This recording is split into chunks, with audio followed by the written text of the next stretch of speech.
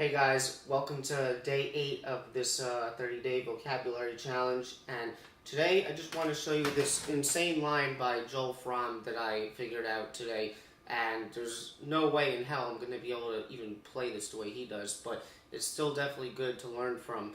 And some of you guys might be familiar where this comes from. He's basically playing on a rhythm changes, and it's a pretty popular video on YouTube. I'm pretty sure they also have the entire transcription of this solo on YouTube as well. The video is called Joel Frahm Burns Rhythm Changes. It's from Bernie's Bootleg, so I'm sure some of you guys know that. And this is just one A section, so I'm going to show you the line, but I'm starting it the bridge before. So you're going to hear the bridge, and then you're going to hear this line, which is basically the last A section of a rhythm changes form. Okay, so this is the line.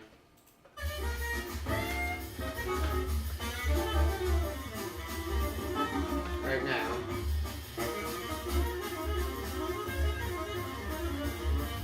Okay, so he's just so nasty on that. It's very inspiring. So I'm going to play that a fraction of the speed. Okay, now I'm pretty sure he's starting on beat 2 of the rhythm change of the A section. So basically what he's doing is this. Sorry.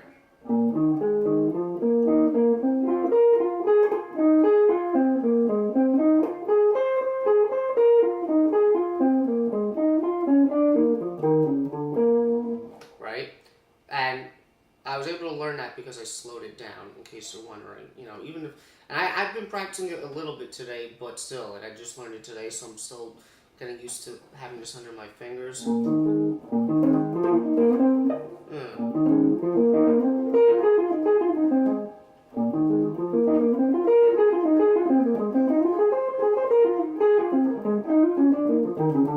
Okay, so basically, the things you can take from this, because I want to be really quick with this today, because I'm kind of in a rush. So, you know, we know that rhythm changes is mainly usually in the key of B flat, but even within the A section, there's still moving harmony. But this is going by so fast. So, what he's doing with this line is not that what he's playing is simple at all, but he's basically simplifying his thinking to just one tonal center as if it was B flat. But what I'm finding the notes relate to is more of like a F minor pentatonic. And F minor is related to B flat. Like if you thought B flat 7, which is kind of like how I like to think of it, it's like a tonic dominant sound. F minor is almost like the 2 of that 5.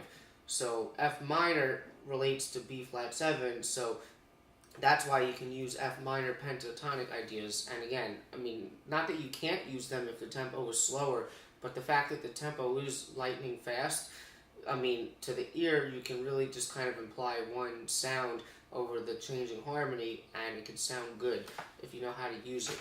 Okay, so he's using F minor pentatonic, but it's the way that he's using the intervals that make it sound cool. So he's using a lot of fourths and finding a lot of these, like, stacked fourths patterns that work really well. So he's actually just starting on B flat, but he's doing the same shape and moving it up, where he'll go up 2 fourths, then he'll go back down a fourth, then he'll move it up a whole step, same thing, then move it up a whole step again.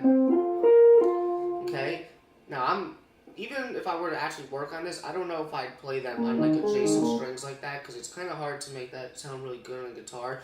You might want to do something where you go like a string skip. That might work too, but I'll leave that up to you if you really want to work on this idea. But that, if you worked on it, it might sound better from a phrasing point of view. Okay, now from there, now you can kind of see a clear F minor pentatonic shape. You know, if you thought of this as the root of F minor pentatonic, you know,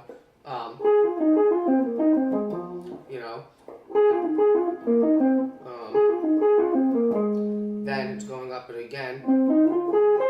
Now this part, when he gets here, he plays that note twice in a row, and I think, in my opinion, that's like honestly the coolest part of the line. I think that the fact that he plays those notes twice really make this line pop and give it some real, just like a nice rhythm to it, even though he's basically just playing eighth notes through the whole thing. But by playing this note 2 times in a row, I think it really kind of like turns the line around in a way.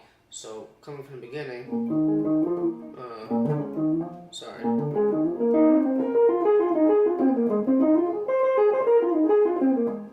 So again, this is all just F minor pentatonic.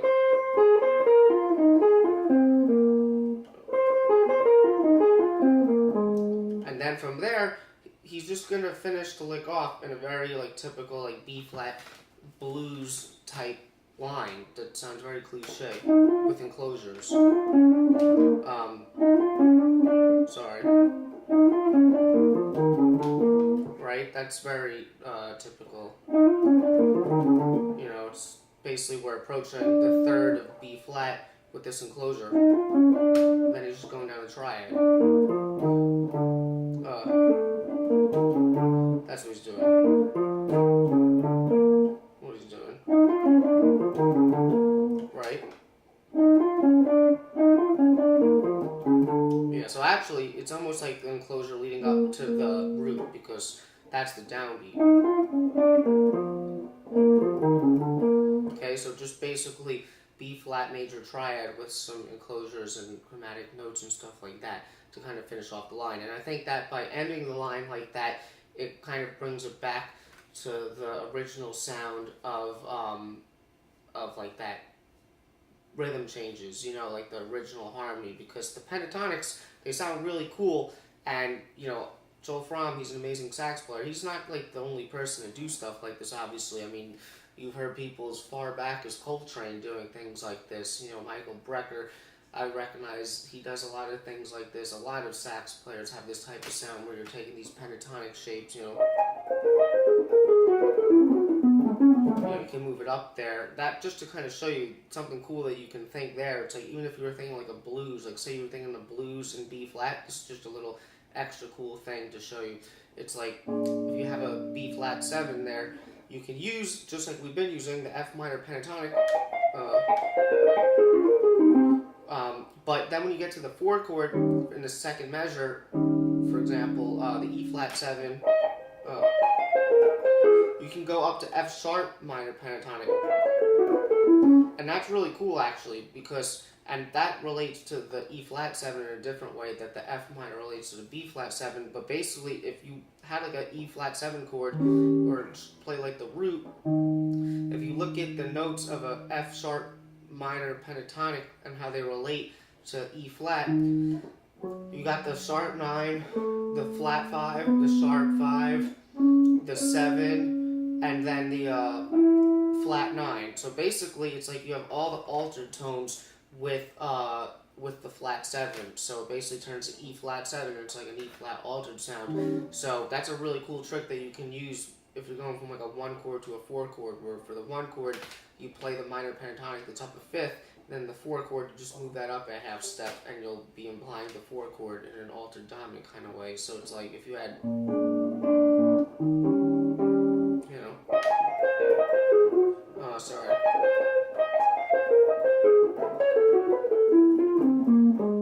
You know, it's just stuff to play around with. You know, even, again, this line, which there's no way in hell I'm going to be able to play it as fast as he can, but...